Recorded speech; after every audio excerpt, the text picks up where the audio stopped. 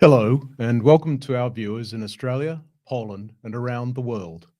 My name is Dean Lee, Chief Executive Officer of the Shrine of Remembrance, Melbourne, and your MC for today's program. Our apologies for the delay in the commencement of this broadcast due to technical issues. The Shrine of Remembrance was founded as the National War Memorial of the Australian state of Victoria in 1927. Our enduring purpose is to honour the service and sacrifice of generations of Australian servicemen and women from the First World War to today. The Shrine of Remembrance is held in care by the Shrine trustees on behalf of all Victorians, and we embrace the diversity of our community. It is customary before public events in Australia to recognise the traditional custodians of the land. Accordingly, I respectfully acknowledge the Bunurong people of the Kulin Nation and pay my respects to their elders past and present. I also wish to recognise current and former members of the Australian Defence Force and our allies in wars past and present. Thank you for your service. Today's event is a combination of pre-recorded interviews, historical footage, and live speakers. We will have time for questions at the end of the presentations, and you may submit those via the comments section on YouTube. We'll try and answer as many questions as we can before we conclude. We trust you'll find today's presentation enjoyable and interesting as we explore the unique experiences and bonds shared by those remarkable Australian and Polish men, the Rats of Tobruk.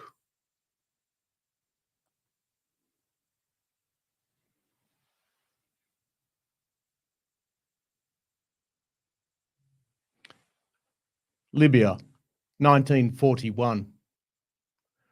Possession of Allied-held Tobruk would solve the critical supply problems of the Axis army in North Africa.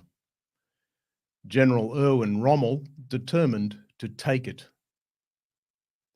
By April 1941, all land approaches to the Libyan port had been blocked, and the Luftwaffe dominated the skies above.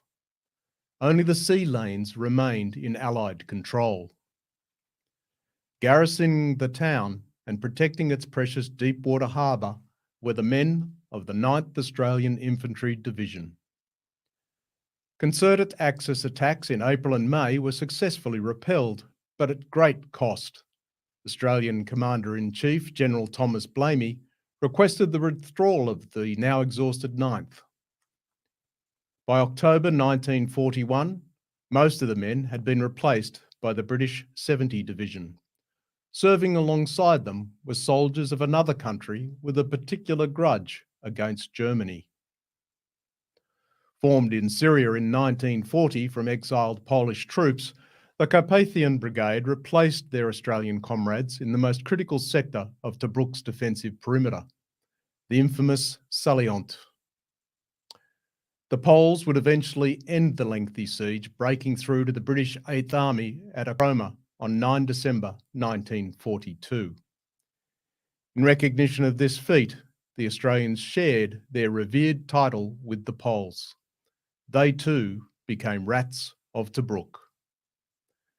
Australian casualties at Tobruk totalled 832 killed, 2177 wounded, with 941 men taken prisoner.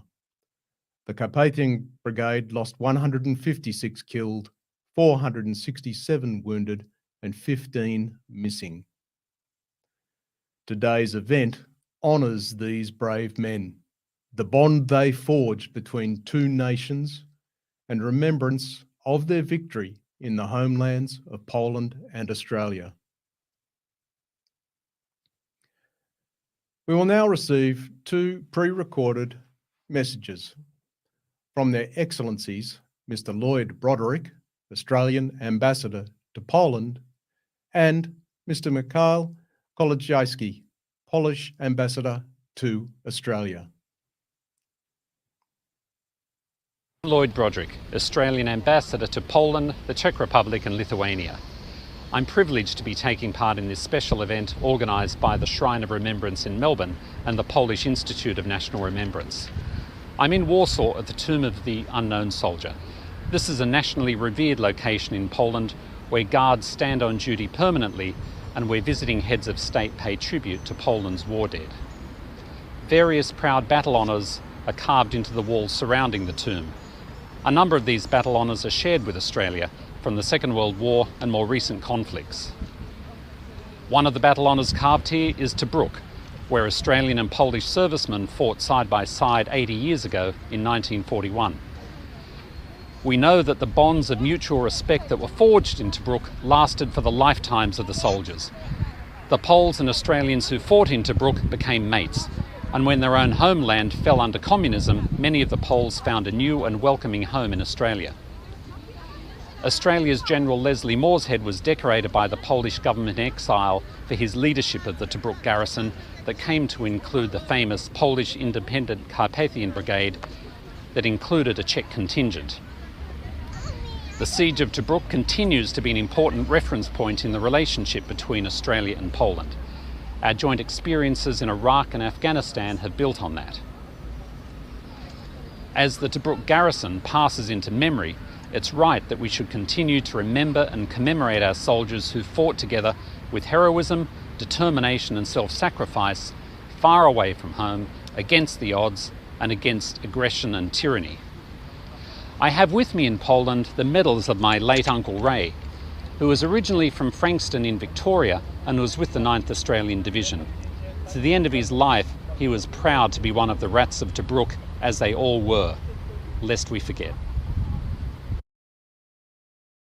Ladies and gentlemen, today we jointly commemorate the heroism and sacrifice of Polish and Australian soldiers who fought together, shoulder to shoulder, during the siege of Tobruk in 1941.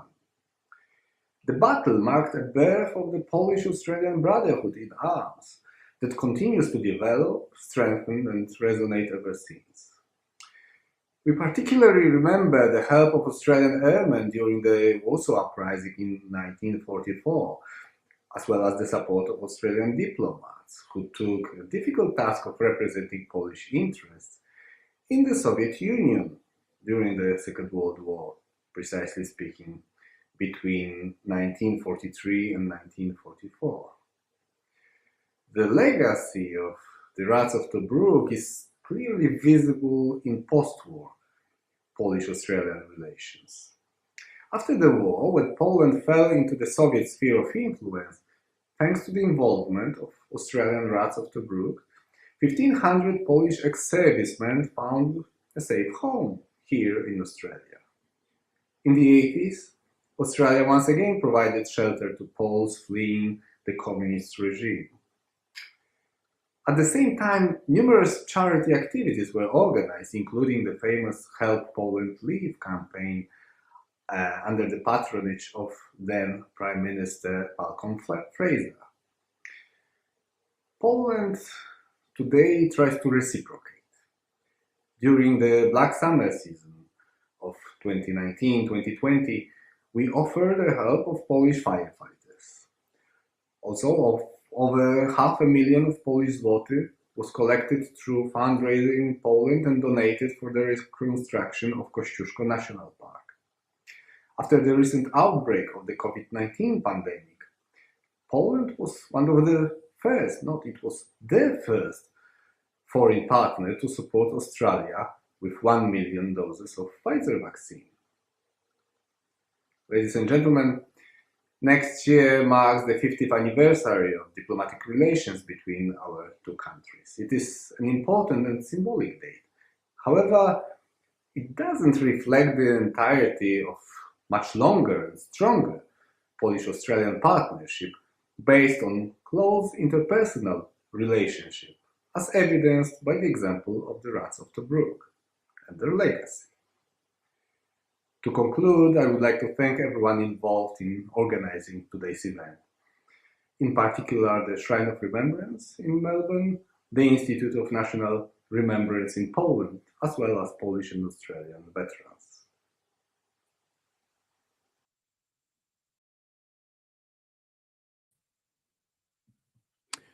The Polish Institute of National Remembrance was established in December 1998.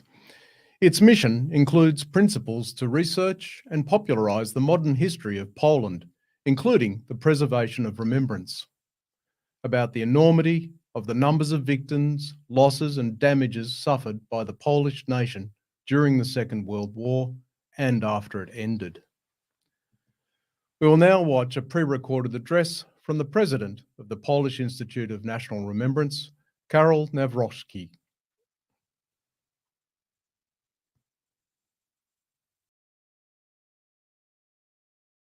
Ladies and gentlemen, dear participants and observers of today's conference. Last time when I was in Australia, I had an opportunity to visit many Australian memorials fulfilled by the true history.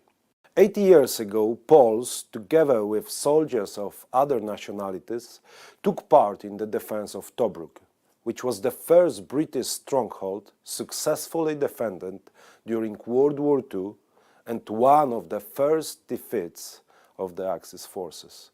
For the Polish nation, it was only one of many fights conducted from the outbreak of the war in 1939 and aimed at liberating their homeland from German and Soviet occupation.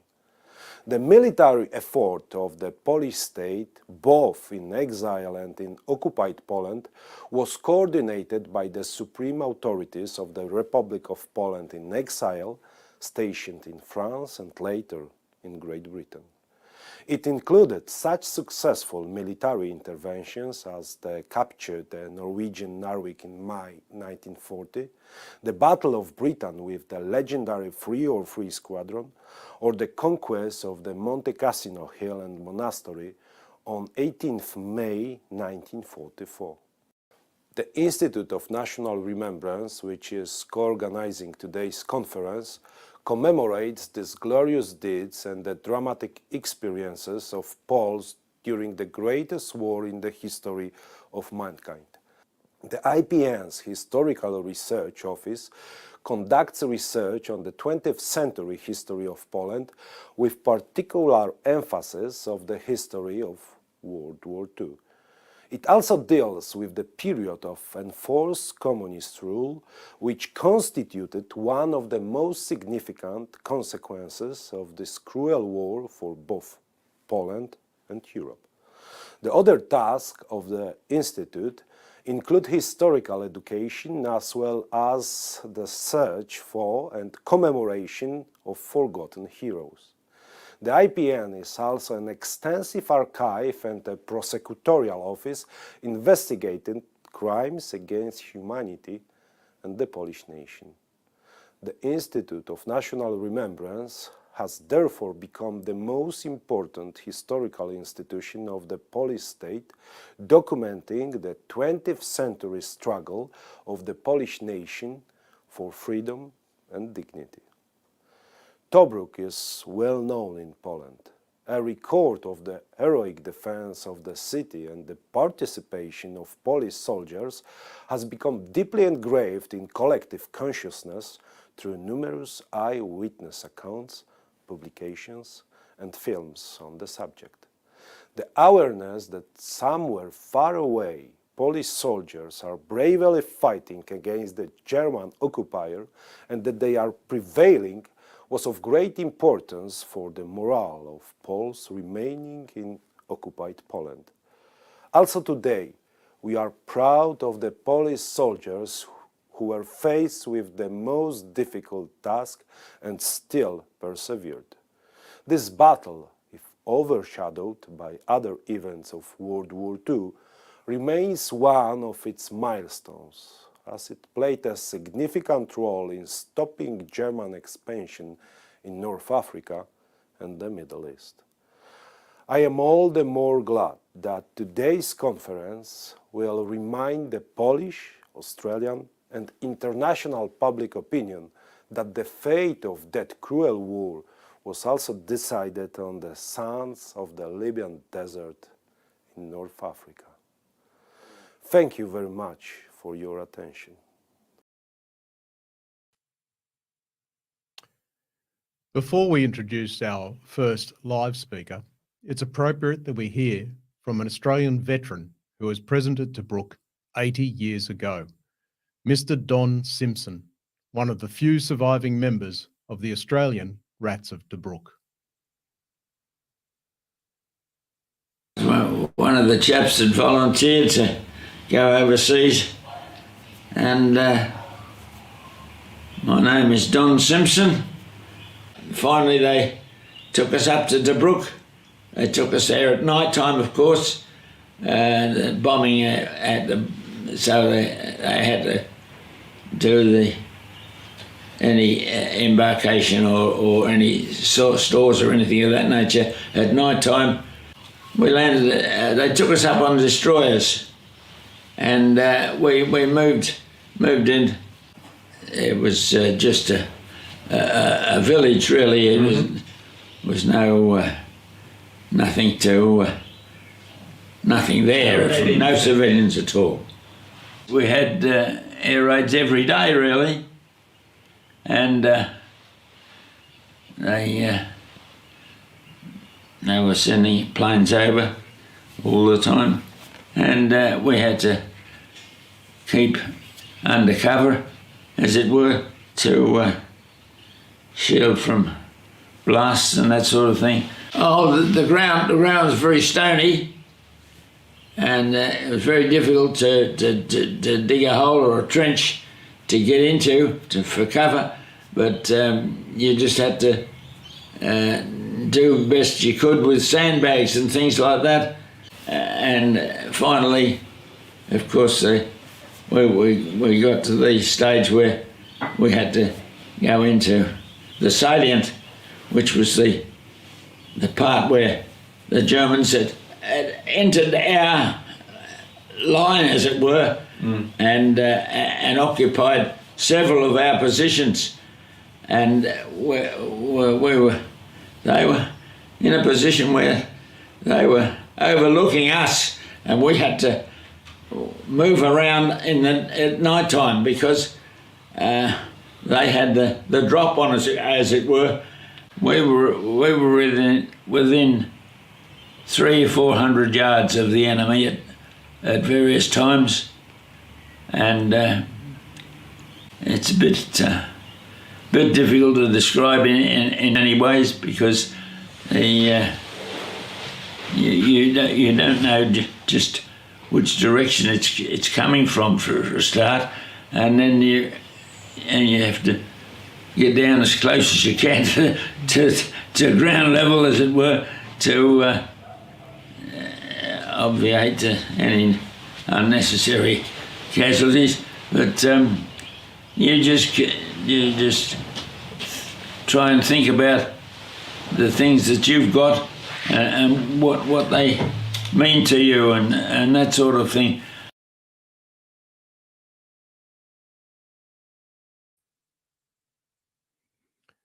It is now my pleasure to introduce Dr. Mark Johnston. Mark is one of Australia's leading authorities on the Second World War.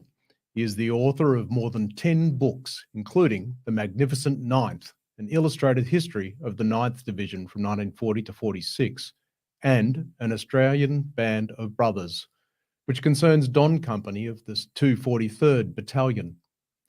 The battalion fought in Tobruk, El Alamein, and New Guinea. Mark is the head of history at Melbourne's Scotch College. Welcome, Mark Johnston.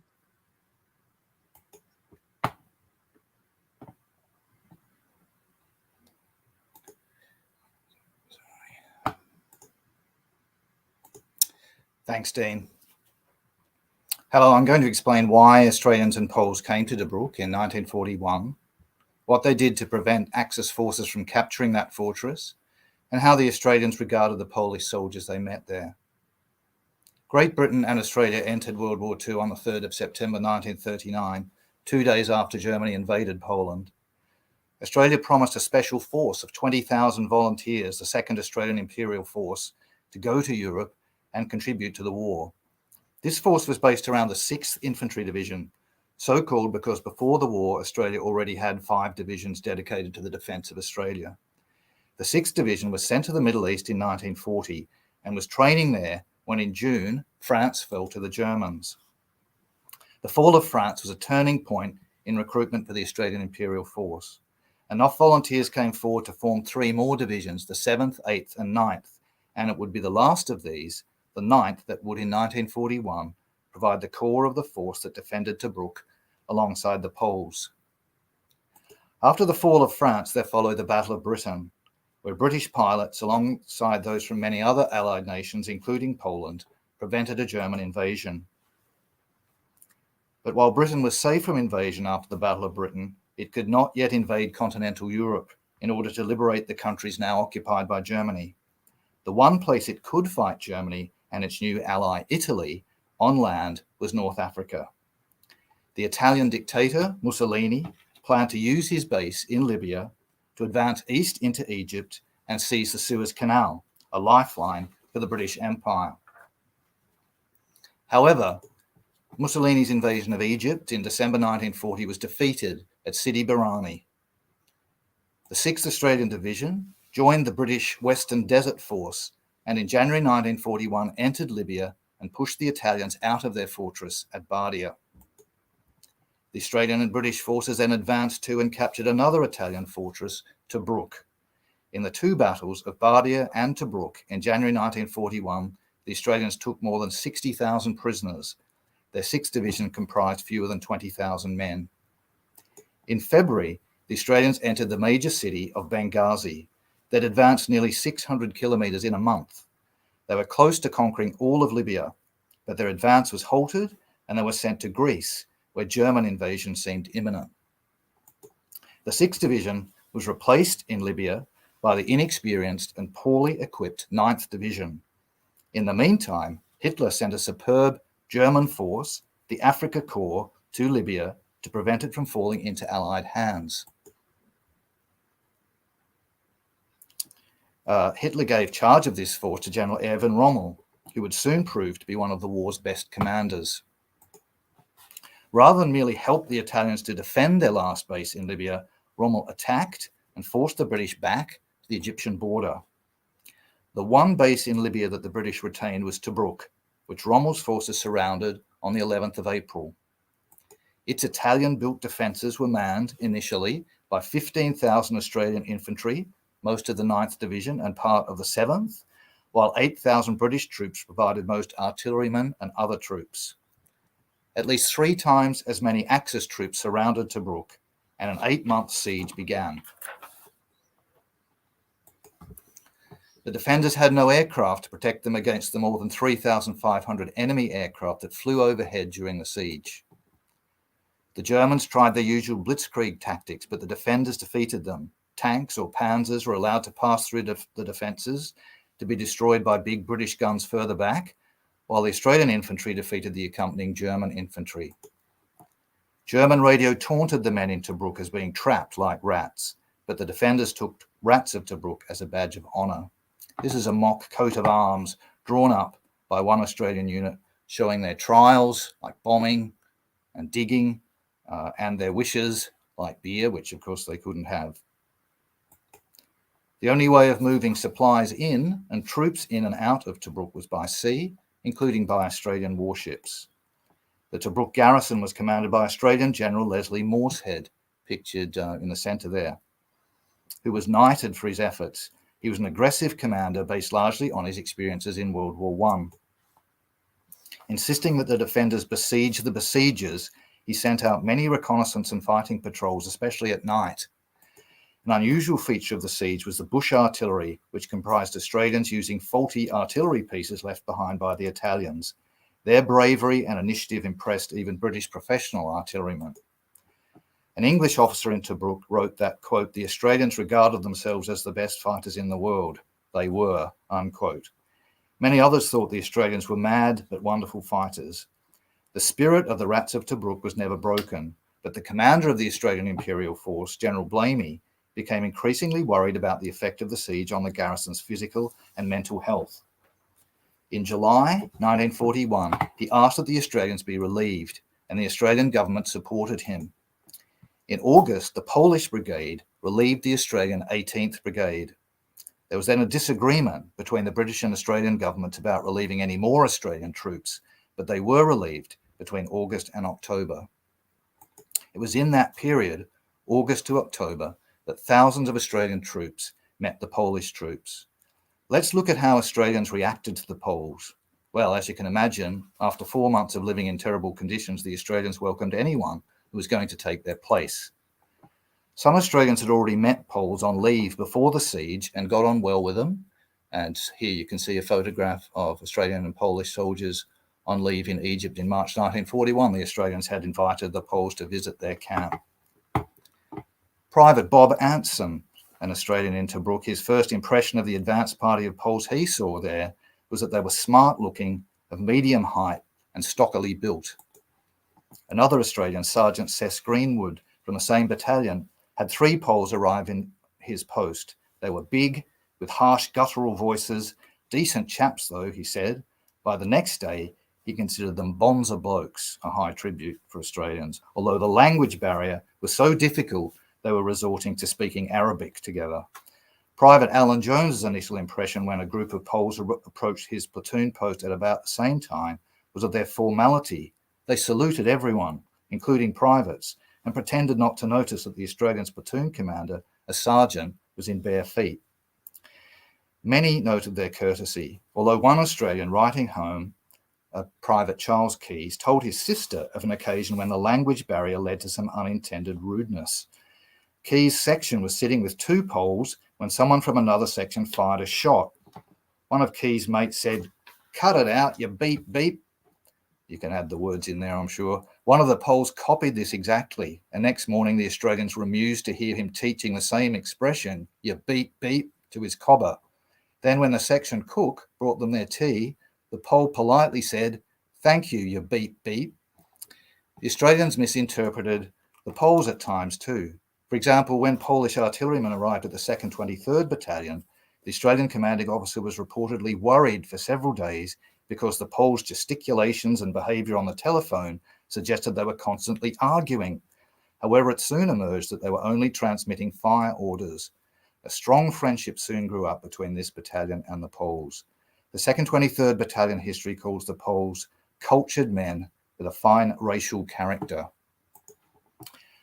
Private Geoffrey Noland, another Australian, met a Polish private, formerly a university lecturer, who was now an interpreter. After a lengthy conversation, Noland concluded, "The Poles are a fine race. Their most conspicuous feature I have found to be their cordiality." The 2nd 43rd Battalion historian recalls effortlessly warm relations with the Poles, who were wonderful soldiers. A member of that unit, Alan Jones, observed that the Poles soon developed a reputation for reckless, even suicidal bravery, and that a visit to the Tobruk cemetery seemed to confirm this. He later heard Poles at an impromptu concert where they sang national songs with a fervour that he thought embarrassed the laconic Australians. The Australian official army historian, Barton Morn, seems to have encapsulated the feelings of most Australians when he praised the martial qualities of the Poles, whom he characterised as eager, vengeful men. Private John Butler saw evidence of those qualities when he observed the accurate shooting of some Polish artillerymen close to the 2nd 23rd Battalion in August. He viewed the Poles jumping for joy when they made an enemy mortar position disappear in a huge explosion. "Good luck, Poland," he concluded. "Good work means the restoration of their land." Butler was at the time reading a book about plans for post-war Europe, the book pictured here, and wrote that he planned to pass it on to one of his new Polish comrades. He would have been interested in a conversation between Sergeant Symington, working in the 2nd 17th Battalion Regimental Aid Post, and a Polish anti-tank officer from the Ukraine, who in broken English explained to him the Poles' ambivalence about Russia entering the war that year. He hoped that Russia would lose to the Germans, so the British could beat the Germans and return Poland to the Poles. The official historian, Barton Morn, said that Poles often seemed as happy to hear of Russian casualties as of German ones when listening to news broadcasts. On the other hand, an Australian private wrote home, "Gee, Les, you should hear some of the tales the Poles have told us of what the damn Huns did in Poland. Hell, it makes one's blood boil." Many other Australians were also impressed by the Poles' hatred for the Germans and its basis in first-hand experience of Nazi aggression and brutality.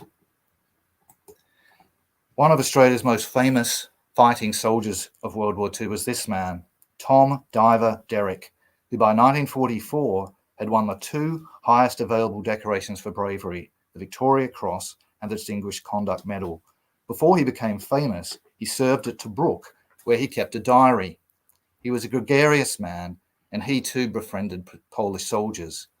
I'm just going to show you some copies of pages in his diary in which he mentioned Poles. You might be able to see here that there's two lots of handwriting, one at the top and one at the bottom. And the bit at the top was written by a Polish soldier, Adolf Borody, giving best wishes to Derrick, who wrote at the bottom, preparing to move out, have a Polish lieutenant and sergeant with us now. And then another page on which Polish soldiers have written, and Derrick himself at the bottom. So the Polish soldier wrote both in Polish and in English, saying, "Dear leader of the Australian group, good luck." And again, the same in English by the Polish soldier. And the name of one of these soldiers was Cyril Krasnodębski, Lieutenant Cyril Krasnodębski. And Derrick himself wrote about the Polish battalion taking over from his battalion, the 2nd 48th, at 2300 hours on the 2nd of October, 1941. And just before I go on to this slide, it's interesting to note that both Lieutenant Krasnodębski and Tom Derrick, who would also become a lieutenant, were destined to be killed fighting bravely in the Second World War. So very symbolic figures of the sacrifice of their respective countries. Good relations between Australian and Polish soldiers extended all the way to the top, where General Moorshead developed a real friendship with Major General Kapansky of the Polish Carpathian Brigade. Private Bob Anson was part of a rearguard welcoming in Poles to post R32 in September. He noted that he'd spent time teaching Hendrik and the rest of the section the song On the Road to Gundagai to the applause of Dobra, meaning good. The next day, as Anson and his Australian unit left Tobruk, he wrote of leaving, quote, our new friends, the Poles. The respect that Australians who served in Tobruk felt for the Poles who fought alongside them has never waned since those distant days. Thank you.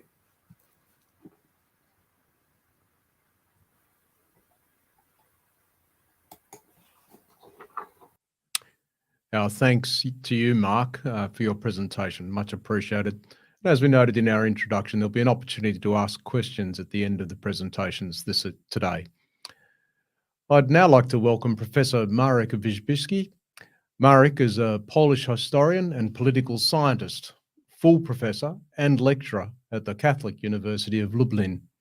Since 2007, Marek has also been Chief Specialist Researcher at the Institute of National Remembrance.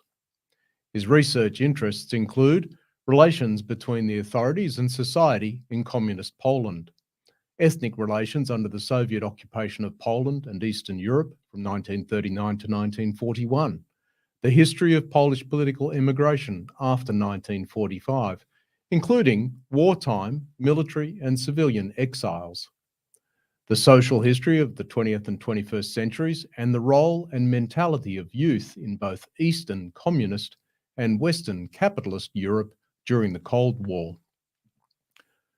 One of Marek's scholarly works is a biography of Zygmunt Zadkowski, a Polish rat of Tobruk who became a leader in the Polish political immigration after World War II. Now introduce Marek.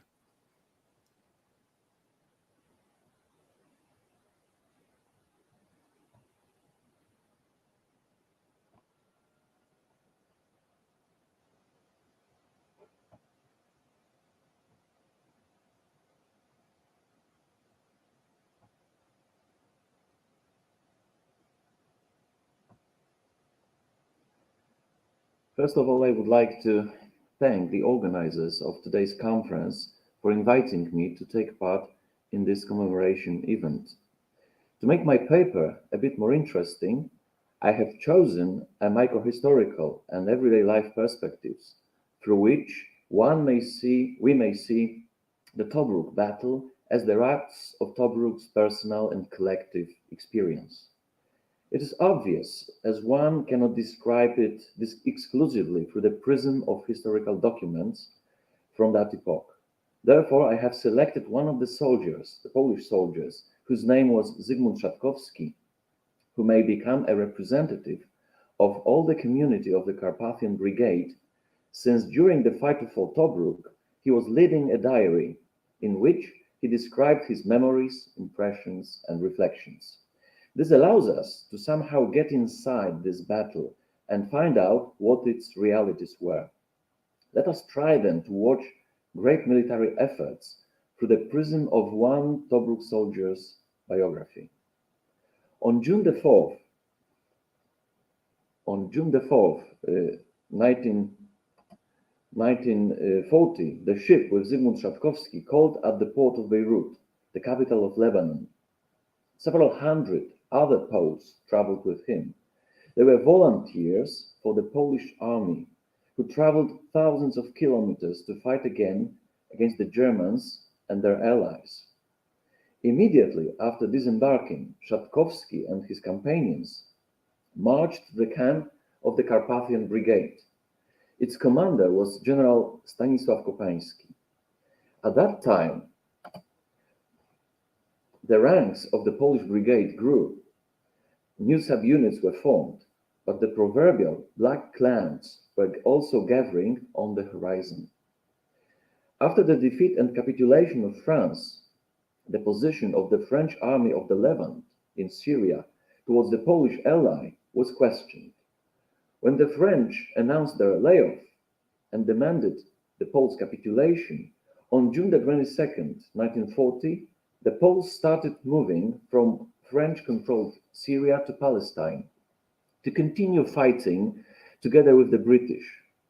In Palestine, the Carpathian Brigade was reorganized according to British models and also received the weapons used in the British Army of that time. On January the 12th, 1941, the brigade was transformed into the independent Carpathian Rifle Brigade. After the start of the German Afrika Korps offensive on April the 9th and 11th this year, some Allied forces led by the 9th Australian Infantry Division broke their retreat and locked themselves in the coastal fortress of Tobruk. Its commander was General Leslie Morshead from Australia. This event started its 8-month siege by the Italian-German army.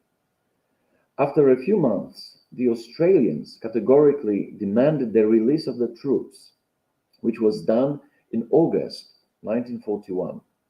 One of the units sent by sea to the Tobruk fortress was the Carpathian Brigade, then numbering about 5,000 soldiers and officers. It got there on August the 18th, 27th, 1941, transported from Alexandria in Egypt by 7 sea convoys. The British command attached great importance to the maintenance of Tobruk, treating this fortress as a guarantee of Egypt's security. Over the next 3 months, the Carpathian Brigade, which constituted about 20% of the forces used to defend the Tobruk stronghold, distinguished itself with bravery, writing beautiful pages of the history of the Polish army. Initially, its units acted as reserve forces, and from October the 3rd, they took over the defense of part of the western defense line. Frontline service was extremely tiring and dangerous. The soldiers were exposed to artillery fire and bombing raids by the enemy. The intensity of these attacks depended largely on nighttime visibility. The most important occupation of the soldiers were night patrols, which consisted of risky expeditions against their own fortifications and wire entanglements, reaching enemy lines and capturing prisoners. The daily existence of Polish and not only Polish soldiers at Tobruk was full of hardships and inconveniences. Apart from the above-mentioned dangers from the enemy, the soldiers had to come to terms with the arduous living conditions. First, they received only 1 liter of water a day for drinking and washing. The water whose quality left much to be desired. Another problem was hunger and monotony of the food, as it consisted mostly of canned food, biscuits, and chocolate. The real problem was also difficult living conditions. On the first line, they built dugouts reinforced with wood, shelters, or primitive tent sheds. Every day, they were accompanied by thousands of desert inhabitants, i.e., countless rats and scorpions, mice, vipers and other reptiles, rodents and insects, for example, various spiders, including tarantulas.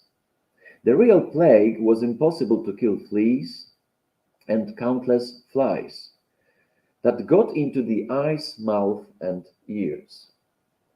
The soldiers were also troubled by the heat and bothersome desert winds carrying a cloud of dust, the so-called hamzuns, inducing depressive moods, and they were also troubled by the lack of women, alcohol, and cigarettes. In free time, a popular activity of Polish soldiers was fraternizing with the British and Australians, which turned out to be both fun and burdensome due to the constant use of hands during the conversation, as most Poles had a slight idea of the English language. In any case, in a short time, the Polish soldiers found a common language with the Australian or their Australian counterparts, who were especially fond of their colleagues from a distant European country. Another brighter aspect of the fight was noble treatment of wounded soldiers and POWs by all warring parties. Both sides honored the Red Cross patrols by allowing them to take their injured soldiers from the battlefield. In British, Italian, and German field hospitals, Germans, Italians, British, Poles, and Australians lay side by side, treated equally by medical personnel. The real triumph of humanity was the behavior of the soldiers of both fighting sides during the Great Storm, which on November the 17th immediately filled the empty riverbeds, looking like ravines, and completely flooded the trenches, bunkers, and dugouts. Flooded with water, surprised soldiers with difficulty left their firing positions, lost their weapons and other equipment. In this situation, the exchange of fire was stopped, and for the next 2.5 days, the soldiers of hostile armies completely openly repaired the fortifications, searched for weapons, and collected their dead comrades. However, the daily existence of soldiers was dominated by boredom, depression, dirt, and fear. Its great variety was the unexpected visit of the commander-in-chief of the Polish armed forces, General Władysław Sikorski, who on November the 13th, 1941, unexpectedly appeared in the besieged fortress, spending 1 day there. The Poles were genuinely proud that it was their supreme commander who came personally and encouraged them, and that he simply remembered about them. Zygmunt Trzaskowski shared the fate of his unit and endured the hardships of the desert warrior with undeniable bravery. This does not mean, however, that he did not experience moments of weariness or even discouragement. He wrote meticulously about his experiences, especially the difficult ones, in letters to his wife that he could not even send, as he did not know her whereabouts. So they were more like pages of a personal diary. His participation in the fights on the first line of defense of Tobruk was a particularly heavy psychological burden for him. Trzaskowski was plagued by the thought that he might die fighting in a foreign land, be buried in a nameless grave, away from his own people.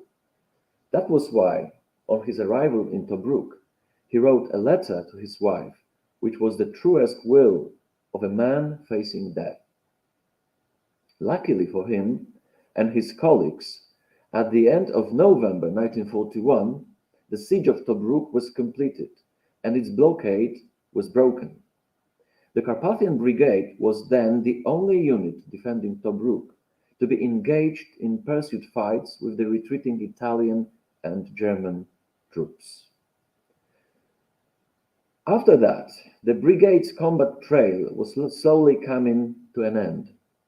Hard fights, enormous physical, mental effort, heavy losses in people and equipment resulted in its withdrawal from the front line. On May the 3rd, 1942, the order of the Commander-in-Chief of the Polish Armed Forces was issued to liquidate this legendary unit. In 1944, most of its soldiers took part in the Italian campaign, in the ranks of the 2nd Polish Corps, commanded by General Władysław Anders, conquering the Abbey of Monte Cassino, thanks to which the road to Rome was opened for the Allied forces. However, in 1945, it turned out that at the Yalta Conference, Poland was included in the Soviet sphere of influence and lost its sovereignty for the next 45 years. Then most of the soldiers of the Carpathian Brigade decided to remain in exile, settling in various countries of the world, including Australia. Zygmunt Trzaskowski, in turn, settled in London, where for a dozen of years he was a leader of the Polish Scouts and war veterans abroad. In 1987, he visited Australia, where he took part in the unveiling of a monument in honor of the Carpathian Brigade. And then he also met with his Australian colleagues from Tobruk. Thank you very much.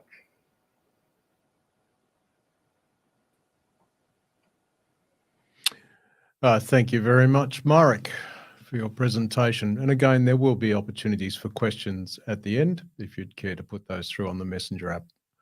Before we move to our next speaker, we'll hear personal reflections from a Polish rat of Tobruk, Mr. Czeslaw Yakubiak. Bitwy tam trwały, tam odgłosy artylerii było słychać, ale tam się taka bitwa na pustyni, to taka jak bitwa na morzu, to samo, to wiesz, tak to jedno, raz tu. Bitwa czołgów przeważnie była. Tak. Najpierw to poszła piechota trochę, żeby zrobić przejścia w minach, to wszystko, później poszły czołgi. I to zaskoczenie musiało być, tak? Przede wszystkim Niemcy mieli lepsze czołgi, większy kaliber broni, dział przeciwpancernych. Także tam przewaga to i na te strony nie wiadomo jeszcze jak mało co Anglicy nie przegrali. Także jak przy szczęściem jakąś tam oni później zdołali to przedrzeć się. I wyszła też trochę z Tobruku wyszła pomoc. Nieduża, bo tam dużo tam nie było. Daleko nie mogli iść, nie mogło się odsuwać daleko od Tobruku. Ale tam parę czołgów było.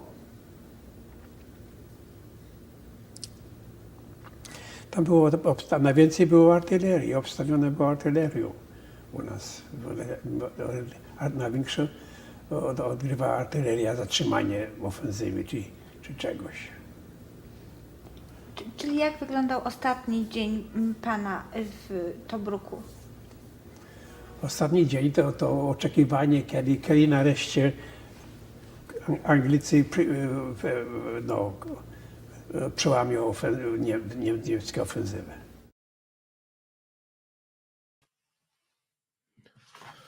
Remarkable insights shared by Polish rat of Tobruk, Czeslaw Yakubiak. It's now my pleasure to introduce Lucyna Artymiuk. Lucyna is the interim president of the Polish Museum and Archives in Australia and a history PhD candidate at the University of Melbourne. Her areas of interest include the arrival of the Polish rats of Tobruk in Australia in 1947, a topic that emerged during research for her father's biography. This biography tracks the life of Jan Artymiuk, a farmer's son from near Radzin Podlaski, who found a professional career in the pre-war Polish Air Force, escaped through Romania to England in 1939, was imprisoned in POW camps and eventually migrated to Australia. Lucyna also inspired the Polish Soldier Migrant Project for the Polish Museum and Archives, leading to a touring exhibition and booklet providing an overview of post-war Polish migration to Australia. Lucyna is a prominent member of the Australian Polish community, having been the Vice President of the Polish Community Council of Australia. She is now leading the organisation's efforts to document the community in the Antipodes. Please welcome Lucyna. Thank you very much, Dean, and thank you for inviting me to give you a snapshot of the post-war fate of the Polish Carpathian Brigades here in Australia.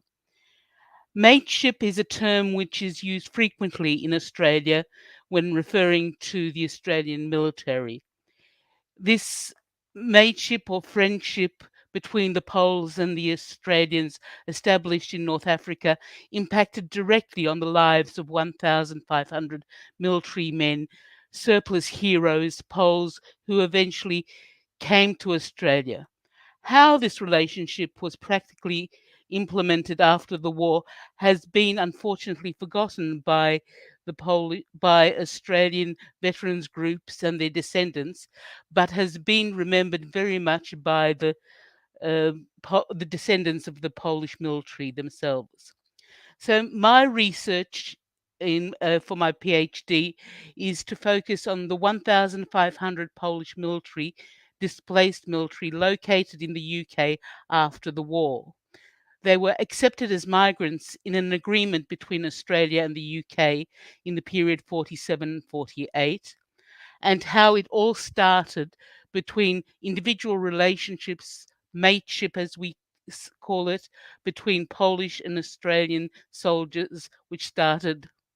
The issues that I identified, in which hopefully I'll be able to give you a snapshot today, is the role of veterans groups in shaping military programs and how the personal relationships established in Tobruk impacted on the Australian government's policy development.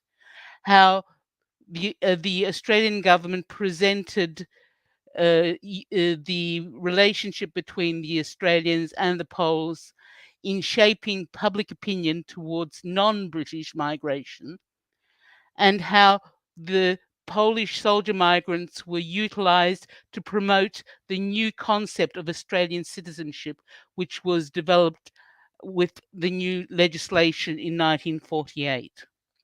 So what was the Polish migrant scheme to Australia?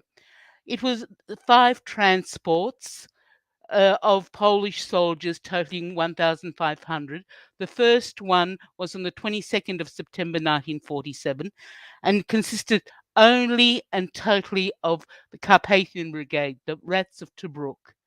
They arrived in Fremantle on the 22nd of September, were put onto trains, transported across to Adelaide, then again by train to Melbourne, and then by ferry to Tasmania. In total, 278 men.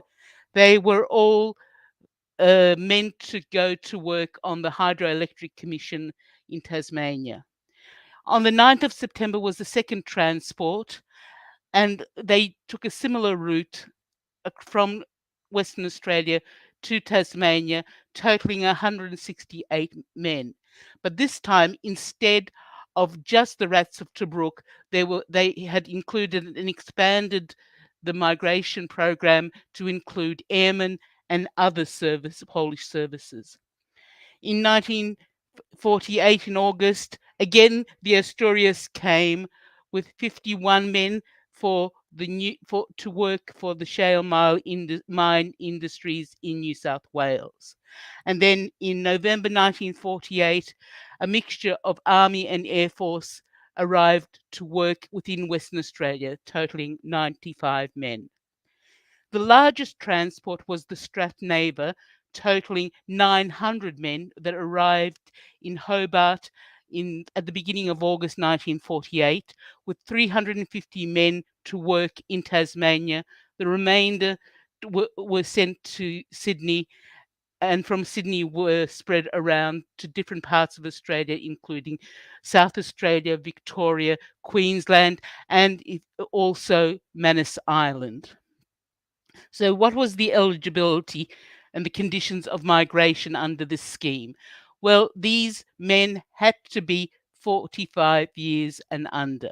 They were looking at young men to work physically within the building of the dams of the Hydroelectric Commission in Tassie. They had to be for the first transport within the Polish Resettlement Corps and must have had served at Tobruk. They had to pass all medical tests, so they had to be strong as horses, and they were committed to work for 2 years in the Hydroelectric Commission in Tasmania. They would be restricted only to work within the hydro, and they had to behave well, or there was the danger of them being deported. Only after 5 years would they, at that time, have considered as appropriate candidates for Australian citizenship. So what was the significance of this program at this time? Well, as we are all aware, Australia was in a process of expanding a lot of public work. So you had the Snowy Mountain scheme. In Tasmania, the Hydroelectric Commission was one of the big schemes within the state. The other significance was the impact of the Rats of Tobruk, the Australian Rats of Tobruk Association, in how this program came to being, which I will give you a snapshot in a moment. There was a coordinated also public relations program run by the Australian government promoting the arrival of these soldiers. Australia up until then had a preference for British migrants, and this was the first coordinated intake of non-British migrants to Australia. These Polish soldiers preceded the large intake of refugees from Western Europe refugee camps. So they were the vanguard of post-war migration to Australia. And they also had to be working for 2 years compulsory working contract. So as I mentioned, it was also they were almost the beginnings of the new Australian Citizenship Act. So what was happening after the war? We have had a snapshot of what happened during the war. What happened after the war? Dr. Wierzbicki mentioned that after Yalta, the British government withdrew the recognition of the Polish government exile in July 1945. The British government then advised that that Poles could not be maintained in Britain permanently, and were encouraging the Poles to return to Poland. They set up a resettlement corps, and the Poles started enrolling into that resettlement corps.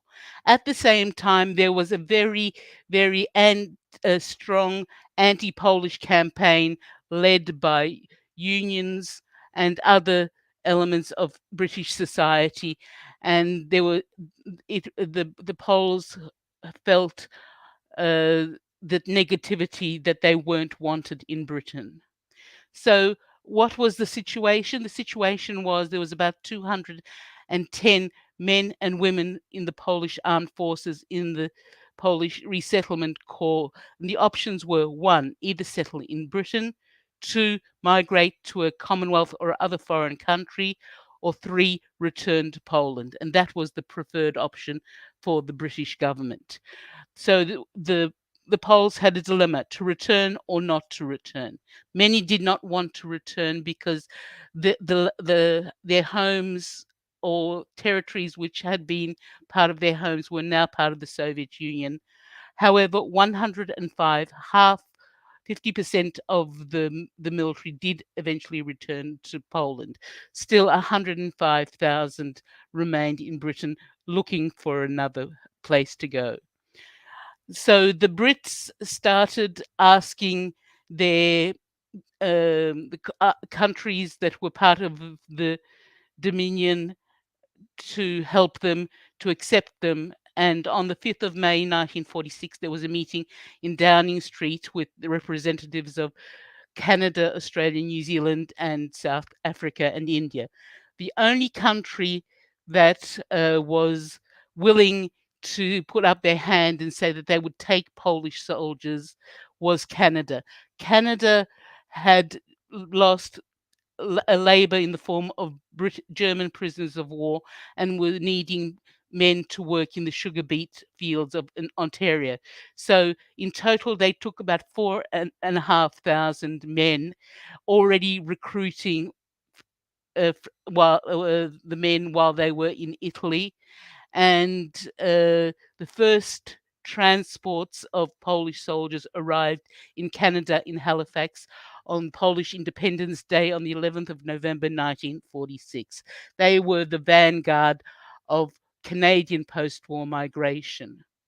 So you had articles in Australian newspapers similar to this saying that the Dominion aid wanted for the resettlement of Poles. You know, Poles were a gallant army, and somehow Britain had to repay their debt to them. What to do? This is one of the more sympathetic articles that was in the Australian press. What was more frequent in the Australian newspapers were negative articles of this sort, that the unwanted Poles of Scotland, and where this was in just a run-of-the-mill newspaper. Other articles started classifying and describing Poles as arrogant fascists, anti-democratic, a threat to democracy. And newspapers like the Tribune, which were the mouthpiece of the Communist Party in Australia, were even more negative. And this is the sort of publicity that was around in the Australian press in 1946 and 45. So where did it all start? Well, it all started, as we know, in Tobruk. In 1941, the relationship was in a whole series of articles in Australian newspapers, and it was shown that the relationship was strong, the mateship was there, it was real. And the decoration of General Moorehead by Władysław Sikorski was highly publicized in the Australian press as well.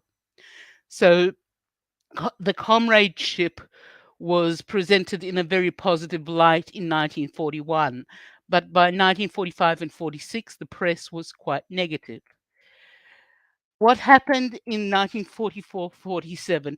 There was an extensive lobbying process of the Australian government by Polish veteran groups in London and in England, writing directly to the Prime Minister and to the Minister of Immigration, suggesting that maybe Polish soldiers could migrate to Australia.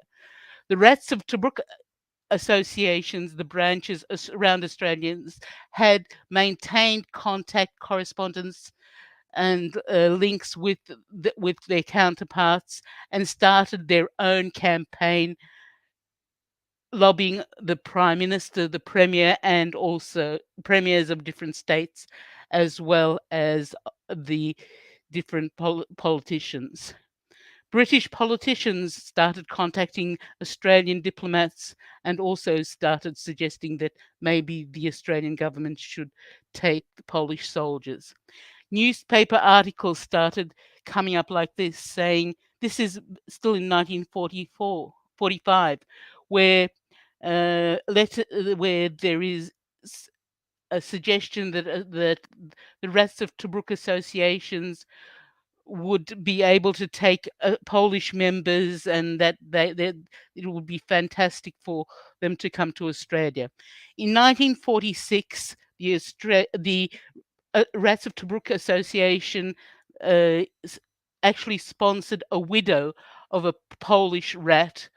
Her name was Halina Nowak, and she actually arrived in November 1946.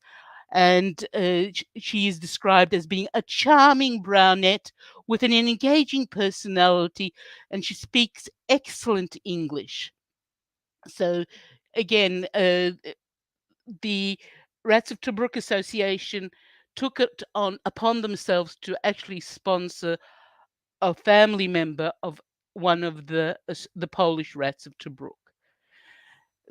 In 1945 and 46, there is a series of letters from the Association of former soldiers from the Carpathian Brigade who were based in Jerusalem, and they were writing directly to the Prime Minister and to the Minister of Immigration with lists of people who would like to migrate to Australia, highly educated people, lawyers, doctors, hospital administrators. Australia, on the other hand, had a requirement more for people who could work in physical labour. And suddenly, over the beginning of 1947, there is a series of letters coming from the different branches of the Rats of Tobruk Association, from the Queensland branch, from the Sydney branch, from the Victorian branch, a coordinated effort to lobby the Australian government to accept the Polish rats as migrants to Australia. And it's interesting the way that they describe their Polish mates. So far as we could judge in fighting alongside them, these men were splendid types. They were good soldiers, good pals, and naturally, when they told us of the distress in their own country, we attempted to sell them the idea of settling in Australia. So, as I said, in the beginning of 1947, there was a series of campaign letters where in a very coordinated fashion, the Rats of Tobruk Association began to pressure the Australian government. They were saying that we are of the unanimous opinion that these men who are now find themselves unable to return to the country for which they fought and bled so valiantly would make admirable citizens in Australia. They had meetings where the Rats of Tobruk Association had meetings at which they actually had motions of support for the arrival of their Polish counterparts. And when finally the Australian government agreed and decided to bring the Polish Rats of Tobruk to Australia, they were the newspapers started putting in articles in prominent positions describing the arrival of these men. And when they arrived in to Fremantle, they were met by the Rats of Tobruk Association, and that was based in WA.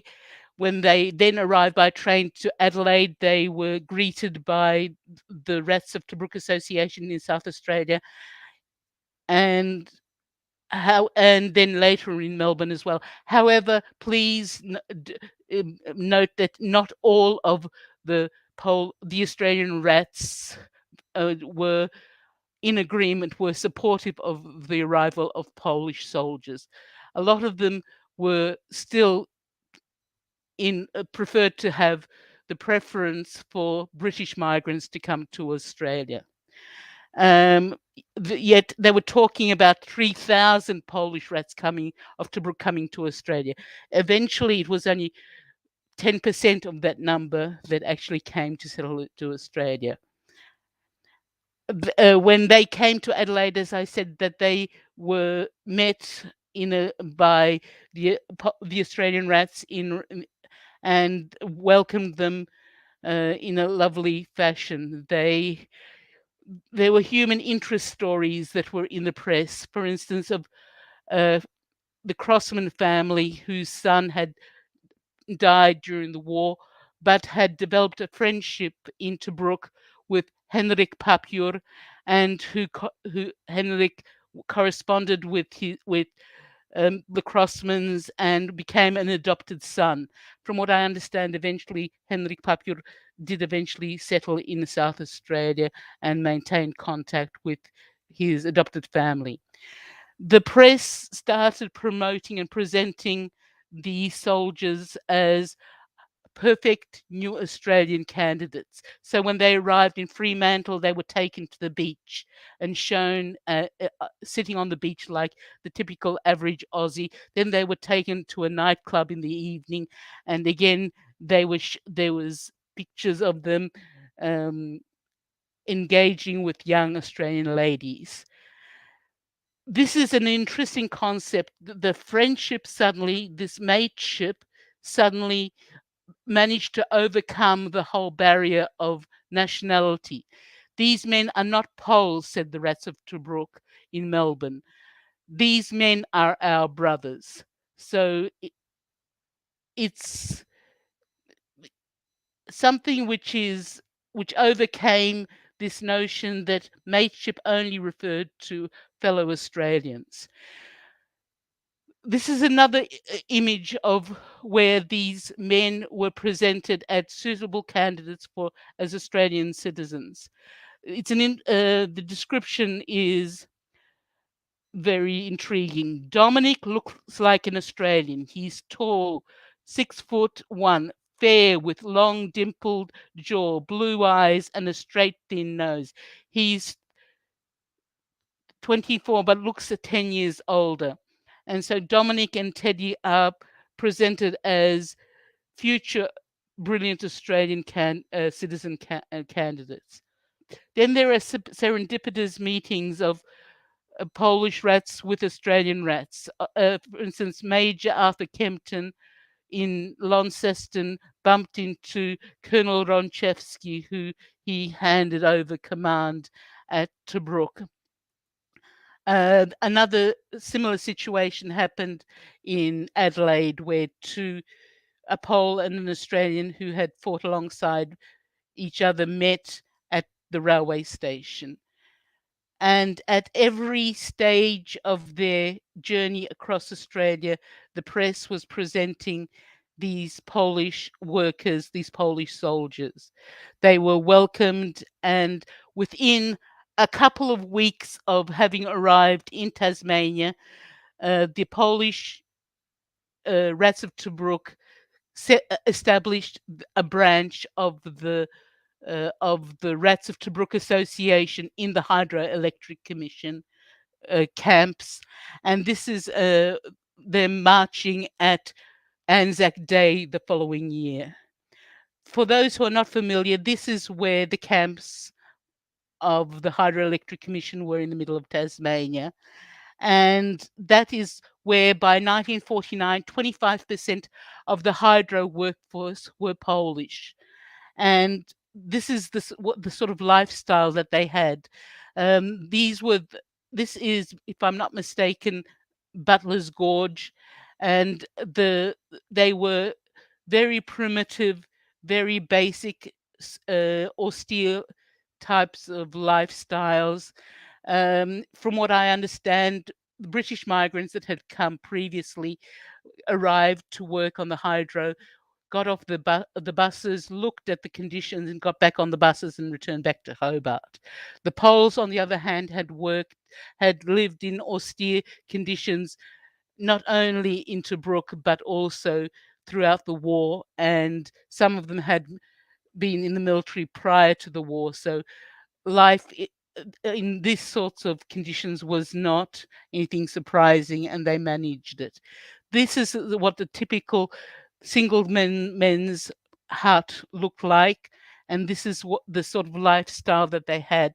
It was very collegiate, military type of lifestyle. The men were taken to work on physical type of work. They weren't there to use their brains, or if they were engineers or anything like that. This is an example of how they built a social and cultural and sporting community. This is a band playing at a Rats of Tobruk Association function somewhere in Tasmania. The men are all Poles and played in the regimental band in Tobruk. They remember they arrived in Tasmania in September. By December, they were already attending as delegates at the State Council of the Rats of Tobruk Association. This was part of their identity. The Australian government then changed the legislation and conditions for citizenship, and for Polish veterans, if they served 4 of the previous 8 years under British command, needed only to wait for 1 year for citizenship. And the Australian government organised major ceremonies in Tasmania, where the Minister of Immigration came, the Premier of Tasmania arrived, as well as other dignitaries, and organised the largest naturalisation ceremonies in Australia of 196 men. There was another ceremony of 176, where there was lots of press, radio, and it was promoted that this is what Australian citizenship shall be like. The Polish Rats made sure that their story was told. They maintained a high profile in Tasmania. Those because they received the citizenship after 1 year, they weren't compelled to stay in Tasmania. So some actually moved to the mainland, but they still maintained a community. They organized reunions, they organized social activities, they published commemorative publications. Also, they funded Tobruk memorials and monuments, and they organized support to fellow veterans. This was a conference or a reunion of Virtute Militari recipients in 1974 in Tasmania. Even though there are other representatives of the services there, the majority are members of the Carpathian Brigade. They then spread across Australia and started establishing veterans associations, marching in Anzac Day commemorations across Australia, and established very strong Polish communities both in Hobart and in Launceston in Tasmania. They were a very strong community, establishing in a very precise militaristic fashion community organizations. They were very proud, as I said, of the Tobruk links, and this is a memorial that they built in the 1980s on the main corner of in Hobart. It's called Polish Corner. The Polish Club is just behind it, plus then behind that is the Polish Community Centre. And these were some of the last remaining veterans with the statue that they were very proud of. In Launceston, as I said, they also established a very strong community. In Melbourne as well. In Sydney in 1965, General Kopinski toured all the branches of the Carpathian Brigade and also marched in Anzac Day in Sydney. And Adelaide was the smallest community, but it was still there. So that is a snapshot into the lives of the Polish-Australian Rats of Tobruk. Thank you.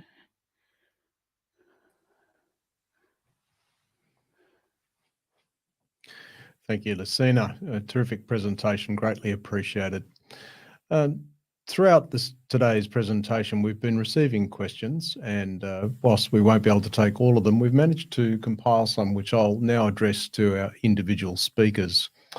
The first question will be to Mark. And Mark, Did Australians feel a particular sympathy for the Polish soldiers compared to other allies, given that it was Poland's invasion that heralded the start of the war?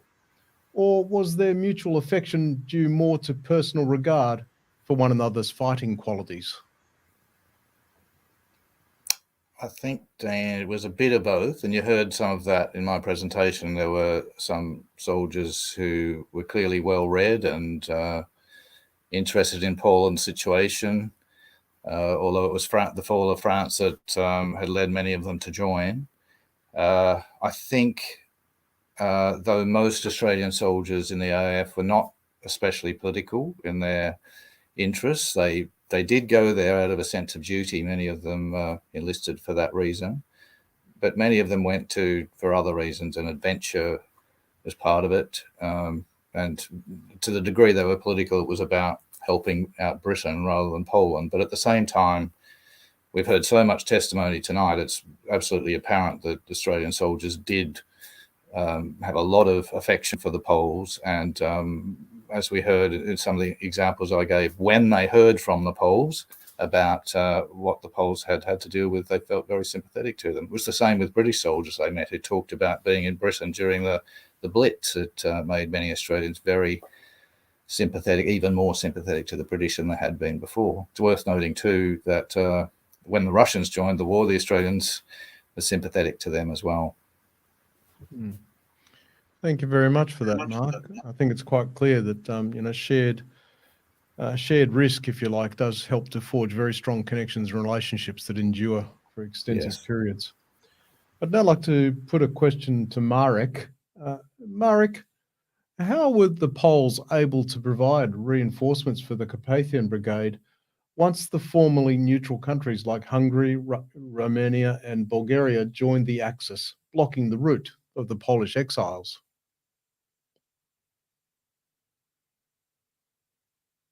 Just on mute there, Marek, if you could unmute yourself, please. When answering this question, first of all, bear in mind that the Poles were determined to regain their independence lost in September 1939 as a result of the German and Soviet aggressions.